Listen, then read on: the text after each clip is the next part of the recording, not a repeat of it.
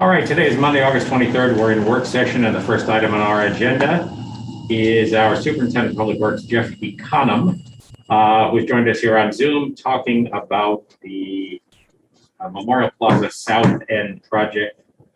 Welcome, Jeff. Thank you, Peter. I'm going to try to pull up a couple pictures here.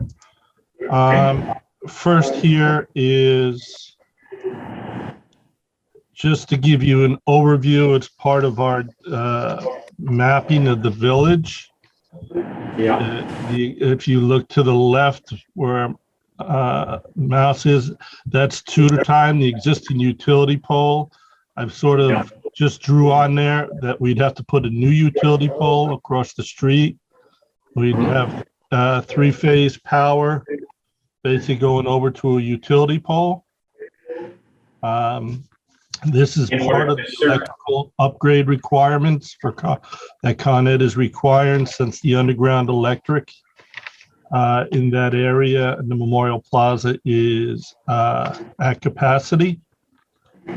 So then the power would come down and go down the hill underground, and I'll go to my next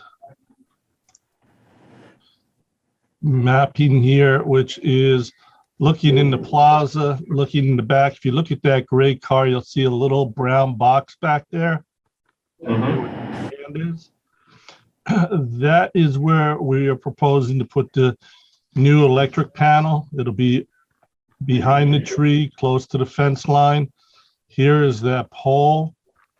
The pole would run, the electric would run underground to this point, and that would be our termination point. A transformer would have to go on this pole. I did receive the costs for all this additional electric work. The cost from the electrician and the pole guy to set the pole, transformer, you're talking $41,485. That is minimum of 90% reimbursable by Con Ed. Okay, so in the end, we'd only pay $4,000 out of it, give or take? Give or take. So that's where we would go with that. Bring up another screen. So this is my CAD drawing, just to give you an overview. Here's the utility pole running across the street. I'm not seeing that. Down. We're still seeing the pictures, Jeff. Okay, let me reduce.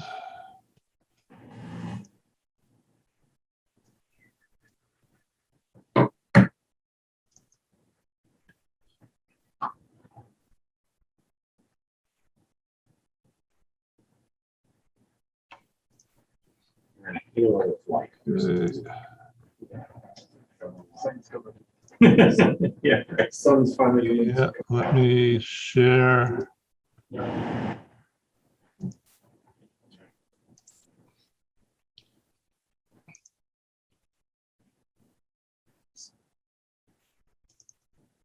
You see it now? Yes, we see it. Yep. Okay, so in this area down here, this is the wire coming across Bedford Road to the new utility pole. We would be running down, this is where our electric service would be. The color coordination here is the yellow is our underground electric. The magenta color, the three lines, would be for the three pay stations. And then the red would be for charging station. So this current conduit and the blue here, the light, the cayenne color, is for underground irrigation. Okay. So we currently have all the electric done along the railroad side, is all installed, the conduits. This conduit is installed to this point. I cannot go any further until I get Con Ed to do this work. So the underground irrigation and is installed up to here. So what is left to install at this point is from here to here in the center island. All this conduit here is installed up to this light pole. These light poles are poured. The wire is ready to be pulled. The light fixtures should be here in about 3 weeks. I can get all these light fixtures wired and installed, be ready to go as soon as Con Ed does their work. So that's where we are. The 2 charging stations we're talking about would be at this point, there would be dual charging stations. So that would give you 4 ports. Had some conversations, both Eric and I, with company that would supply them. They're actually on Sourcewell. The costs for those are roughly $6,500 each. We'd be looking at 2 of them. We get an 18% reduction through Sourcewell. So the charging stations would cost $10,658. Your install price added to that. So I'm going to stop sharing this. I'm going to pull up my estimate where we are on the project. Any questions on this map at all, or anything? No. The charging stations, that price of about 10,000, is that an installed price or? Well, that would be with the electrical work, and that's the electrical work is part of what we're getting reimbursed from Con Ed. And then there are a number of different models for how the electricity is paid for and how a user would pay for it, right? Correct. These charging stations, there's a monthly fee, and basically they could use their, person could use their credit cards or however they want to pay for them. There's an app that they could use. We're getting the rest of that information sent to us. Okay, great. Okay. Jeff, the question I had is, what's the timeline that Con Ed, because I know that you're relying a lot on them doing their part. How are they right now with these kind of service calls? We are in the design phase with the project. When Eric and I had conversations with the people from Blink, they couldn't believe that, that we were in design phase already. So I have a call into Charlie Scalia. I'm sure they're busy with the weekend's weather. So I will get another call into them to find out where we are. The electric panel is coming in 2 weeks, and hopefully next week I'll be installing the bollards and the support system for the meter and the electric panel in the corner. So I'm going to share with you. This is an estimate on where we are.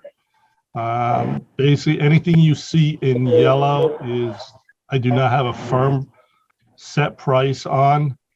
One of the things that we need to discuss is how we want to finish that center island.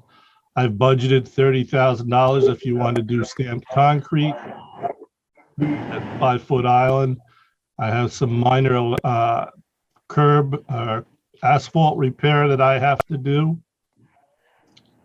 And so then down here is everything that I've purchased so far, what I've estimated in current spending. So I was figuring 55, 56.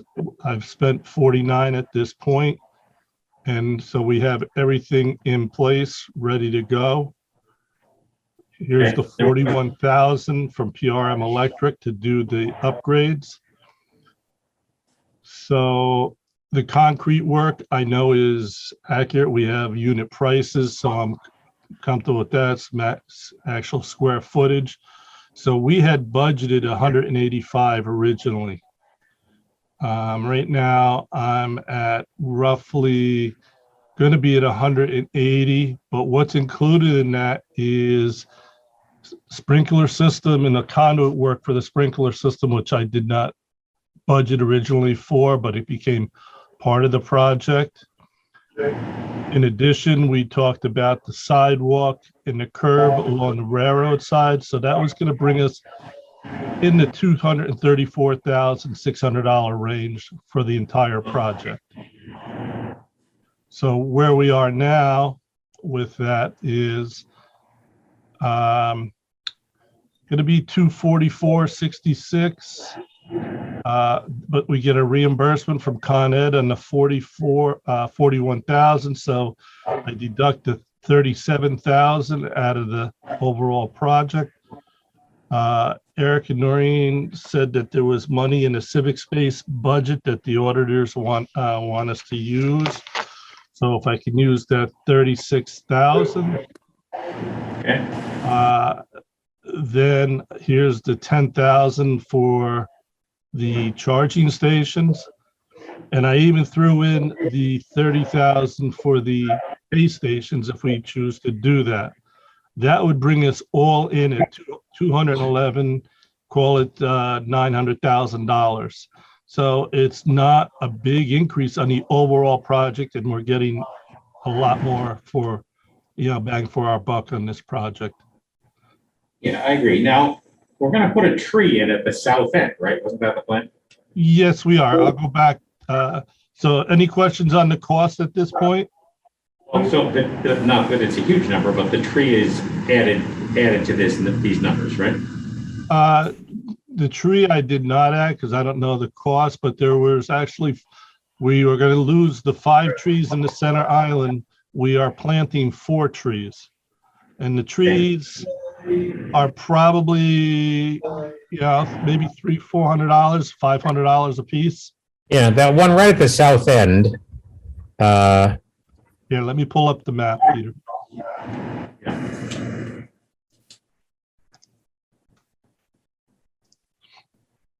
So we are going to, I've already dug, this is here where the bus stop is. I've already dug this out and got rid of all the concrete. So this is where the 1 tree will go. Okay, and we hopefully can buy a tree if, a little bit more mature than we sometimes do, right? And then we're going to put 2 trees here where the level area is and where we're picking up this additional green space. And then at this island over here, we were going to put another tree. So we were going to get, 4 more trees. We're losing these small 5 trees in the center island, but we'll be planting down here, which would give another buffer. Okay. All right. So it all seems reasonable and appropriate to me. So when will you actually take down the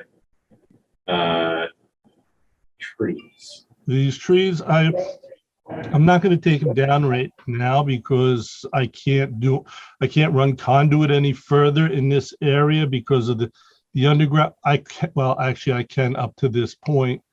The underground electric is in here, so there's no sense me, taking them out at this point when I can't do any more work until the power is turned over to the new system. All right. So I partly my reason for saying that is obviously folks are concerned about the loss of the trees. We're, I think, convinced that it's a compromise we need to make, but I would also like to be able to get that new tree, especially that one right there at the end of the diagonal spaces. Correct. And I will do that.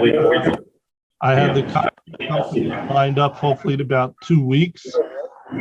So once I get this curb, I'd like to get the curb and everything poured so I can center on in the island.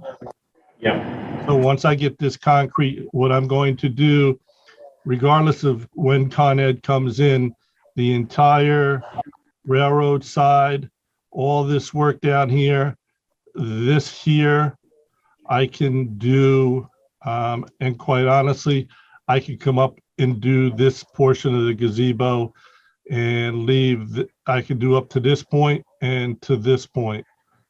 And then I'd only have the two portions of the center island.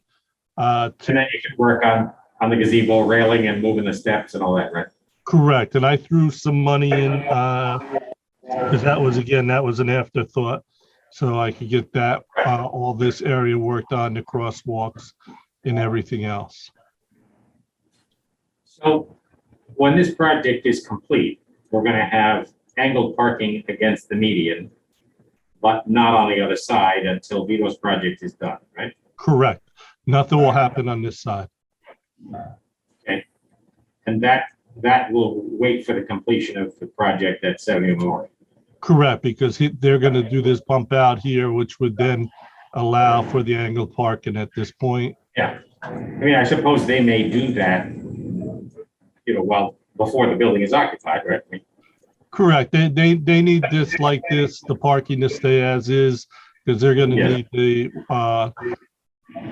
until the shell of the building is up, they're going to need the walkway. They're going to, out here where it currently is, so no one will be able to use the sidewalk. Okay. All right. So the question mark at the moment is when Con Ed can do its part, right? Correct, and I'll be on top of them on that. They've been fairly responsive. Just an update for everyone also. I'll stop sharing here. I got another, did have, and that's, all right, I don't see, it's not there. I do have my estimate for our with generator project over at the senior center. So everything is done at this point on the generator, just as an update. Generator should be shipping in another week or so. Transfer switch.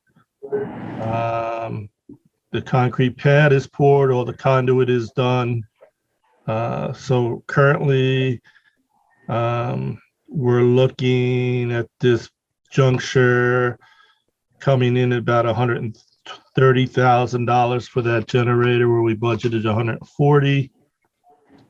The rooftop units and the compressor, we budgeted $56,000. That came at $44,875. So we're coming in good on those projects over there. So hopefully in October we'll have the generator running over there. Great. So all sounds good. So that'll be a great step forward. Anybody have questions about these two things? I just one little question. I couldn't remember back to the discussion of the electric car stations, the charging stations, whether we did any kind of estimate of use, basically whether 4 spots is the right amount of spots for our town, or if we're just kind of guessing based on what we see around, what I mean? So I'm guessing several points we made. One is on the commuter side. As you know, we're in this discussion about moving to a more flexible arrangement where it might be commuter parking up to a certain point, 10 o'clock or something, and then and then not thereafter. I'm guessing that the average commuter who has an electric car would not be inclined to be charging it here unless it turns out to be cost effective, which can be the case. Some of these are subsidized. But obviously nobody's coming from a distance of more than a mile or so. And so it would mostly be a matter of convenience. So I do know one of the problems with these is we're trying to be forward thinking as the world is more electric, and obviously electric cars are going to be more and more prominent. But if you establish the guideline that those spaces are taken out of service for anybody else, you can end up a little bit stuck. Right. So you have any, Jeff? That's why I went with the 4 spaces right now, not knowing what the demand is going to be. The conduit's in the ground, so that's good. I've oversized the electric panel. So if we need to, I have a total of 30 spaces for breakers in there. So there's room to expand should we need to add more in the future. So the ability to expand or add more in the future is there. And that's why we're putting everything on our own electric service down there. So, I think it's a trial and error at this point to see how many we need. And, we can we'll have to play it by ear, obviously. One, as mentioned, it's probably not an important service for commuter parkers. Right. It might be an important service, say, for folks coming at a distance to see a movie or whatever. Yeah. Wanting to provide those kinds of opportunities. So.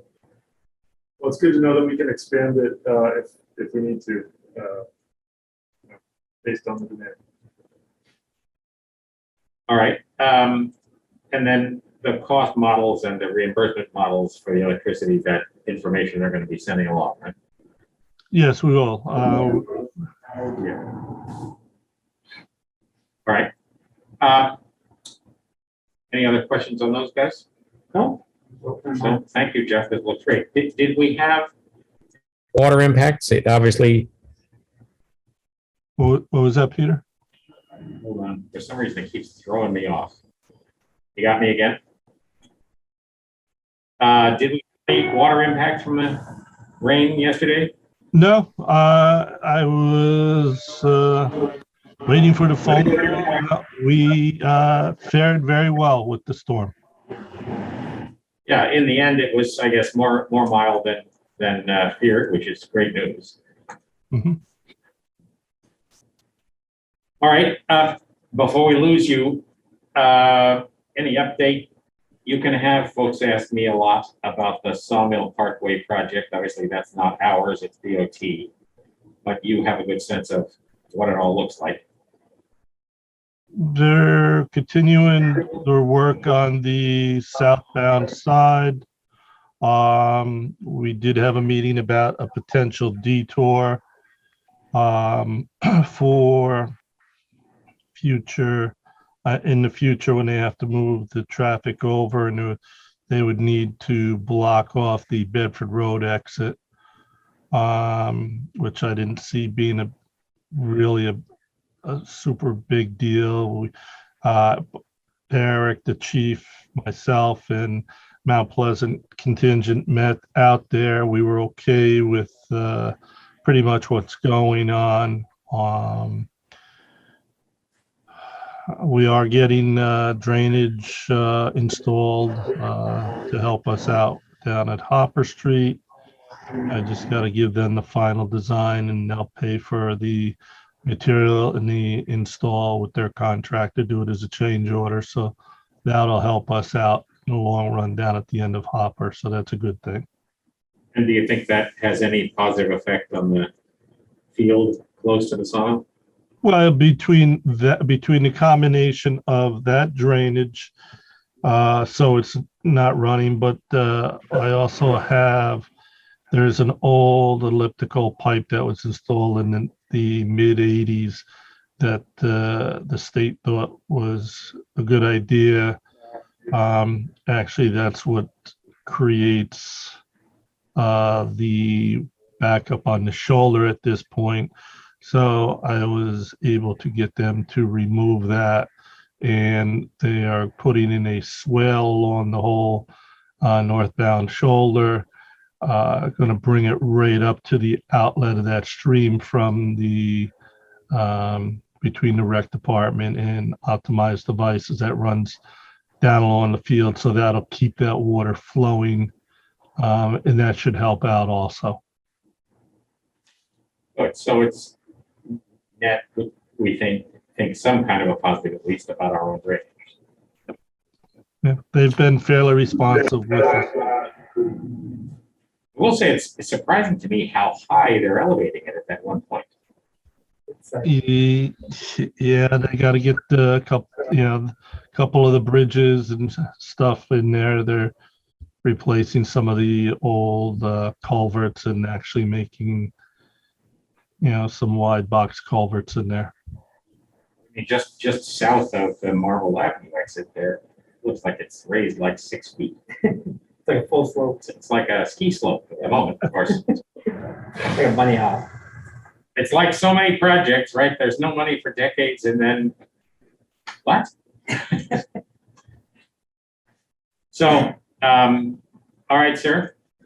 Much appreciated. Any other reports of any kind in your realm?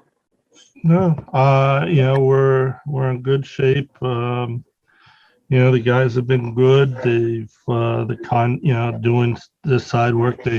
They actually enjoy this, the guys. So I don't know if there's any questions or anything from any of the board members or from you. No. So, while we have you, the next item on the list we were talking about tonight was this request from CSEA to name the recycling center after Edwin Rivera. I have no issue. Yeah. Where would be an appropriate place to put such a plaque? Well, they were thought in the grass area. I was thinking if you come down to the yard, we've planted in front of the recycling area. We got some shrub, some rose bushes and some other things just to try to dress it up. I was thinking in that landscaped area, and I talked with Jerry and the guys, and they like that. So it'd be when you drive in. That grassy area that's just before the metal? No, that bullnose there on the curb, it's not a grass anymore. It's planted with shrubs and wood chips. So that'd be a good area. I told them if it's in the grass area, it's going to get damaged by mowing and everything. Okay. All right. So some sort of a modest plaque on a stand, kind of like the one we have in Nona Park, do you think? Correct. That sort of thing. And Okay. it's something that the guys are gonna pay for it. Yeah. All right. So an awfully nice idea. So. Mhm. All right. Anything else for Jeff? Oh, all right. Thank you, sir. Much appreciated. No problem. Thank you. Talk soon. All right, so that got us a little bit into the discussion. The CSEA union wanted to honor Edwin Rivera, who passed away, by naming the recycling center, having a plaque for him there. So clearly a nice idea, and as you heard, they're proposing to pitch in to pay for it. And I guess the only question, just as a sort of a policy matter, is whether there's any need to think about a sort of a policy about those kinds of things, because obviously we've lost people in the past and a couple of times under tragic circumstances, and other times in a manner that was more expected. But I don't imagine this raises too many issues, but for example, we have a policy about memorial benches. Folks can purchase a bench and have a memorial plaque. We try to avoid circumstances where people, identify various different kinds of things in their memorial plaques in lots of different places. Any thoughts on any of that? You think it's... I mean, I think it's great to commemorate, obviously. Anyone that I think feels strongly about someone being commemorated, I think it's always great. I also agree, I don't see it being an issue, but I think it's always important, maybe have some kind of discussion of policy that we should have. I think, how did this come about? They proposed it and then we just brought it up today at the meeting, is that? Yeah, I mean, they brought it up, I think, through Jeff and Eric, and obviously it's a very nice gesture for someone who worked here for a long time and was like and respect. Would we ever, I don't know if it's not publicly, but have a, like almost like a comment period, if any, just, hey, we're gonna be doing this, if anyone has any issues, contact us I directly, mean, not I don't publicly. know. I mean, of course, again, none of this comes into play here, but you know, you have a circumstance where Michael was an employee who was very much loved, and it wasn't like this is presented, and an employee who wasn't all that much loved, and it wasn't like this isn't proposed. You know, it seems appropriate to honor him and honor the affection for him by his colleagues. Right? I also, I mean, I see it as not generally being an issue ever. Yeah, I mean, there's no reason to overthink it necessarily. But yeah, I mean, I think a location is the big difference. I mean, you compared it to something in Roma Park, Right. you know, a commemoration by his fellow employees at the recycling center Yeah. feels quite different in kind. Yeah. So I- the yeah, that thing makes is, Nona Park sits on a post about this high, and the flag is perhaps that doing something like that. So I just mean that it's a high visibility bike track. Yeah, I mean, that was a different story. It was before my time, although I got the flag. I just arrived. I'm sorry. Bad time. All right, Well, so you didn't name a bridge. You know, it's a park. I didn't, right. And as we've recently determined, naming bridges is transient as well, right?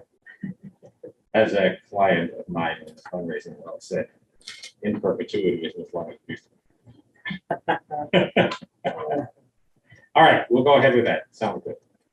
Okay, next on our list was to try to come to some clarity about the idea of this October 2 event that has been proposed by the Chamber of Commerce and by Hal. Any further conversation on your end? right now, just to update everyone, I also we discussed this, a couple different board members, and I discussed it with Peter as well.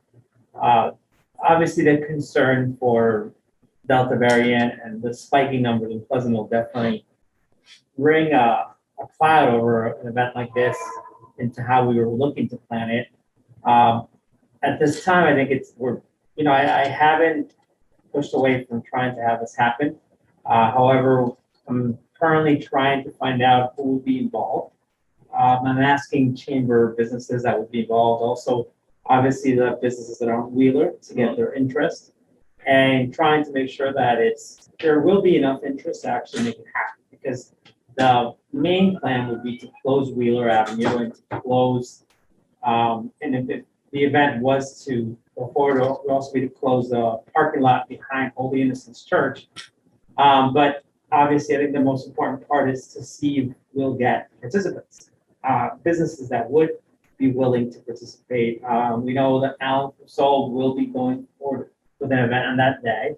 So Focused in his place of in his business. own place, correct. So this would be almost, now it comes down to the Chamber of Commerce, for some who don't know, I'm the Vice President of Chamber of Commerce, is us getting the interest of the other businesses to see who will actually be a participant in an event like this on October 2nd. Because I think that if we really don't get a lot of participation, then it doesn't make sense to go into all this planning and close the road down unless we have, a decent amount of businesses that would participate in this event. So I think that's sort of Right, something that Paul says.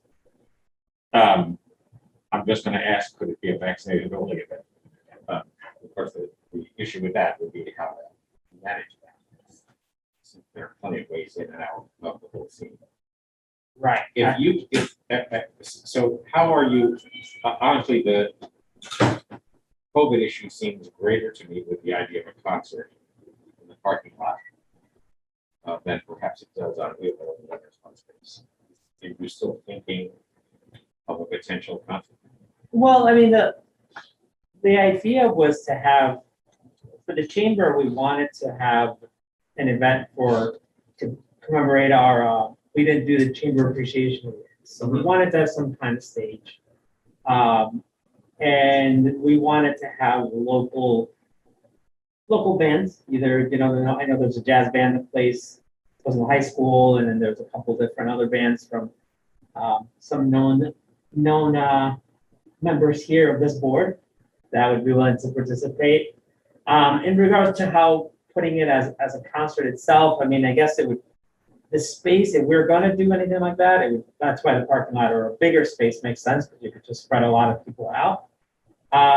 If we don't go forward like that and then just do the Wheeler Avenue closing, then I think, it can also be scaled to that, and I guess it would be more of a, just the stores or any other businesses that want to participate can have their street, location, kind of like, a little bit kind of like Pleasantwood, where there's different booths, but now they're more spread out in front of their own stores or something like that. I mean, and the challenge there is to determine who would want to do it, and whether it'd be enough to feel like there was enough critical mass. Right. And also I would imagine the other part's gonna be businesses, if they are looking to do this, and they are looking to invest in, moving their stuff there, they're gonna wanna have more people.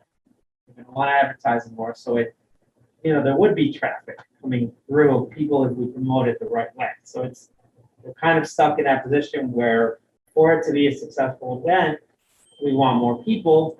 But if we have more people, then does that become more of a concern because of, the spike in rates of COVID? Any thoughts, Michael?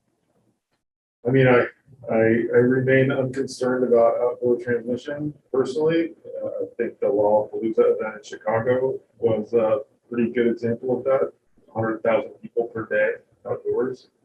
And did not generate. Chicago's top doctor says there's no discernible spike in cases from that event. But indoor events that are next to indoor spaces that are a part of large outdoor gatherings, that's another story. Right. Right. Which we would have if we have people coming in and out of businesses, at a large outdoor event. So,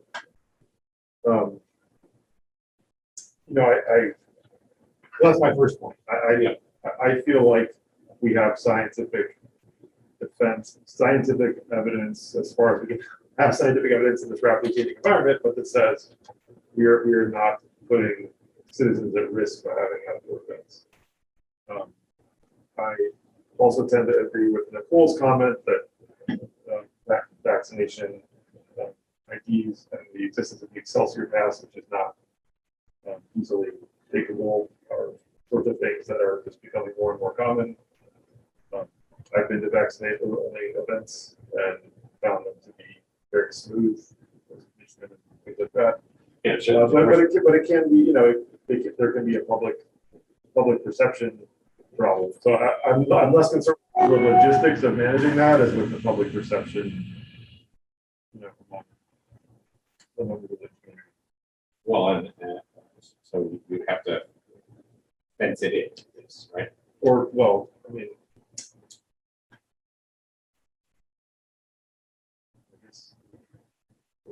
Yeah, and then the more that we look at doing something like that, the more that it does become a bit more difficult, I think, the logistics of doing that is fine, but then the concern is which parts, if a business has, a spot somewhere on Wheeler, then is it the whole area we're gonna have so that you have to have vaccination, or would it just be the stage area if you wanted to go with that? Because I feel like if we did just the stage area, then that would be easier to maintain because we could close off both ends, and essentially anyone who has a vaccination proof. Right, we be able need to somebody to do it.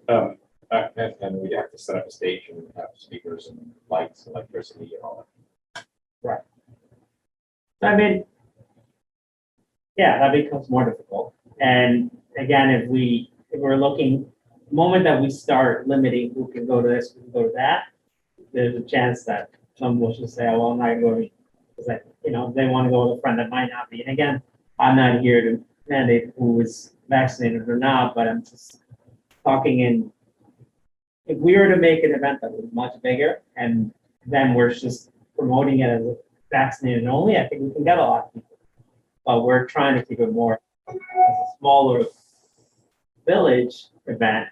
I don't know. I guess it could work, but Yeah, so then the other issue is the sale of alcohol, which if it is sold by individual places that have a license to do so, Up Street, the Soul, Dolphin. Foley's will probably come up because they're approaching. But Foley's does not have, I don't think, I'm sure there's some special permit you could get, right? I think so. To sell off your location. But it gets questionable whether folks can buy a beer from Soul and wander around with it. Right. Yeah. And then you're into the question of how do you manage underage drinking and all that kind of stuff. Well, that part I've seen in events that I've gone to recently, they have wristbands. That's one part, how they do it. Right, you have to go and check it somewhere. So that would, again, I'm just kicking this around and I'm not taking a position on it yet. That would mean that in order to buy alcohol from anybody, you'd have to go somewhere and have your ID checked, get a wristband, and then come back. Right. Once you have done that and you buy a beer at X place, we then say you're free to wander around anywhere in this street fair? Or would we say you buy it at Soul, you drink it at Soul, and it's at Barnes?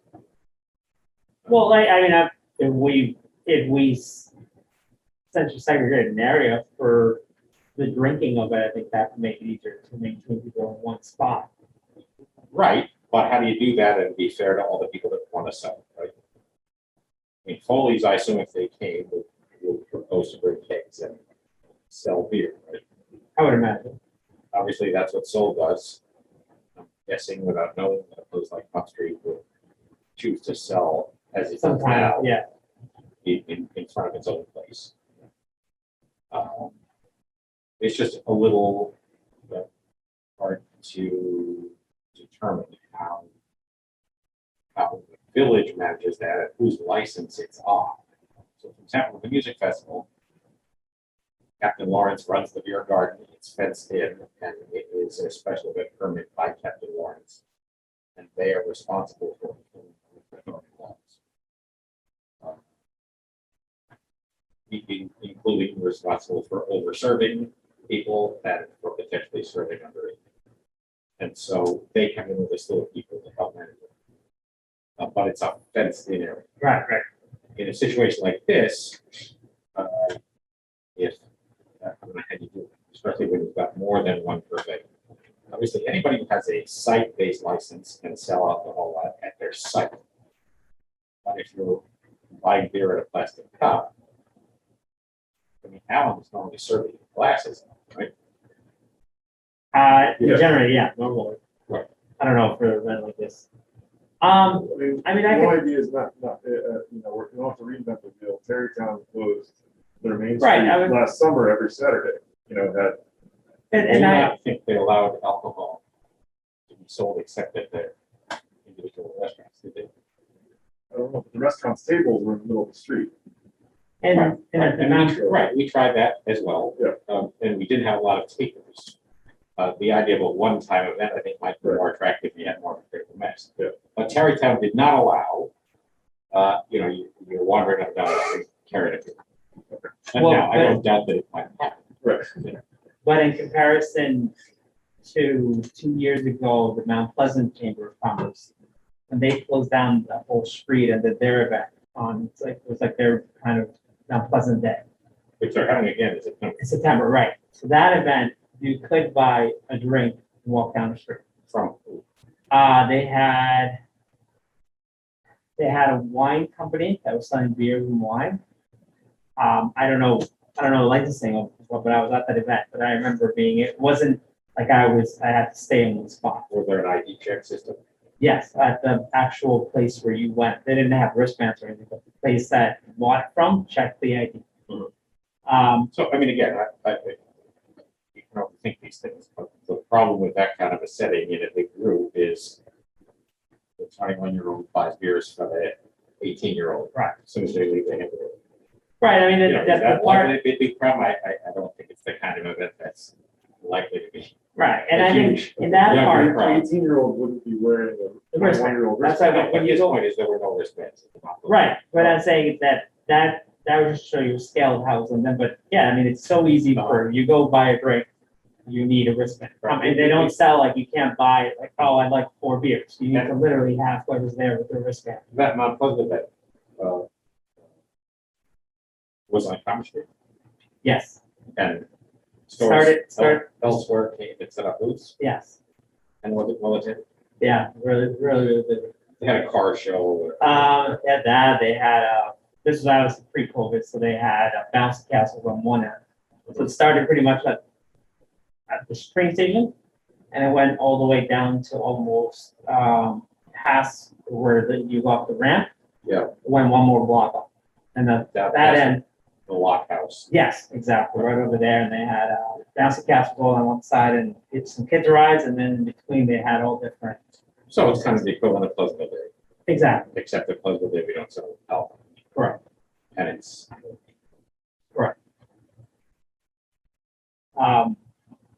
Shane, you remember, you were at the event, you videotaped that event, right? Which one, sorry? The Mount Pleasant Day about 2 Yeah. years ago? Yeah, They Three of them. sold alcohol there, right? they're still holding that on September 12th. My question was that alcohol was sold and there was no restriction of an area. There wasn't, no. Okay. No, I mean, if there was, people were violating it. Yeah, I I don't mean, remember I saying can't tell that. you what's on paper, or what happened, right? And what are the hours of that? I mean, is that more of a family friendly hours? Your It idea was, is- yeah, Your it idea was. is more later. right. Mine is more geared till, we would start at 4:00, go from 4 to about 10. Okay, so, in my sense, again, without having a firm position, is that it would be better to restrict it to Wheeler and not include the parking lot. And if we're having a stage somewhere, find a place to do it.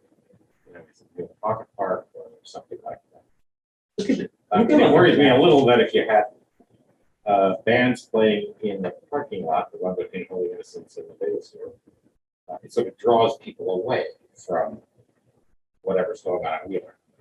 And if past his prologue, when we closed the street for nighttime dining, we didn't have very many takers. Now, that was sort of a different story where we were encouraging people to invest some money and they were also not really ramped up again to operate, and that's obviously different now. So I talked to a few restaurants who said, look, I have to hire back staff, I have to buy more food, I'm not in this mode, it was too big a risk. But now I think the restaurants are not, right? They're all Right. active, and so it seems like, especially if we could deliver to them, you know, a place like Dolphin South, for example, I have no idea what they want to do, but you know, normally just a sit-down place might on an event like that offer more some revenue kind of things, right? Same with all, a couple of other places. too. Yeah. So are you in through the chamber asking folks what they think? Right, that's the next thing. So I mean, before we did all this, I wanted to clear obviously with the board to see if we should push, because I didn't want to push for an idea like this without knowing if this is even possible. So at least knowing that it is possible, then we are going to message everyone that's in the board, everyone that's in the chamber, telling them that this event is happening and trying to find out what the interest is. And specifically, we're going to contact all the businesses that are on Wheeler Avenue. That are chamber Okay, members. so let us know how that's awesome. But again, I have a greater comfort level with the idea that those who sell alcohol are selling it in their zone. And it'd be an interesting question to know what Foley's imagines they would want to do and where. Yeah, and I'll talk to the owner, seeing if that's something she wants to. But I think that makes sense. That's the reason why. So in your vision then, would each purveyor's zone kind of extend out into Wheeler? Yeah, I mean, I suppose, you know, as a practical matter, sure. Yeah. Right, kind of like the Tarrytown thing. Yeah. But, you know, I'd rather not turn Wheeler into a beer garden. Just like a name of the event. Make it look like a Munich, but you have any legal posts? I'll get some if the event goes through. I mean, ideally, you'd like this to be a scene that is fun and lively and so, I mean, what about the idea of bands playing in the fire park, for example? I mean, it's doable. I mean, definitely at least playing acoustically. Yeah, It's easy smaller, to do. smaller. Yeah, Well, I mean, the other advantage is we've got power. yeah. So I mean, it's definitely doable. Well, Yeah. and the signage itself provides a band shell Yeah, effect. Yeah. For sound. yeah. I mean, we could do it. Either of you hard rockers think it's an appropriate scene for you. We'll see, see. Yeah, I mean, I said acoustic. I don't know if I'm lugging out my whole drum set in that little section. Come on, you know, you don't want your drum kit. It's the drum kit that every band uses. Right? And as you already mentioned, the high school has a jazz group that's been looking for venues. That would be cool. I mean, I think it'd be neat. The idea of it was coming down that community event. So yeah, I mean, if we can make it work, I'd be willing to. Yeah, but I anything mean, as long as Alan already pointed out, as you pointed out, you kind of got to get it shaped up soon. If Yeah. it happen, right? absolutely. So So is it, you're still thinking October 2? right. What's your, Paul, going back to the timing, what's the reasoning for starting it significantly later than, So like, why Well, 4 to 10 instead of 2 to 8, for example? Well, Just in terms of thinking about human behavior. and- sure. Because it also, it's gonna be dark, obviously a lot earlier, you know. Well, so we looked at it in two ways when we were coming up. When we did the closings in the past, it took about an hour to get the roads closed. So really, the roads closing at 3 and then to get everything, people get set up and everything's at 2. So prior to 3, the delis and some of the other places are still getting some heavy foot traffic that Yeah. does pick up and just drives by and picks up. So we don't want to impact those businesses. And so after 2, generally, we figured lunch should be done. And, you know, it gives us that essentially 1 hour gap to close the street. That's how we essentially came up with it. So I wonder, to Michael's point, ending earlier. Well, I just meant it alters the family-friendly nature of the event. If it's opening at 4 and it gets dark at, 5 something or whatever time it gets dark. But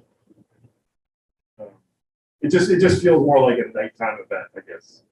Right. I mean, it's still like, I mean, I'm thinking even for myself, I have a 2-year-old and a 5. So we go out to dinner, we get home before 7, we're in a good spot.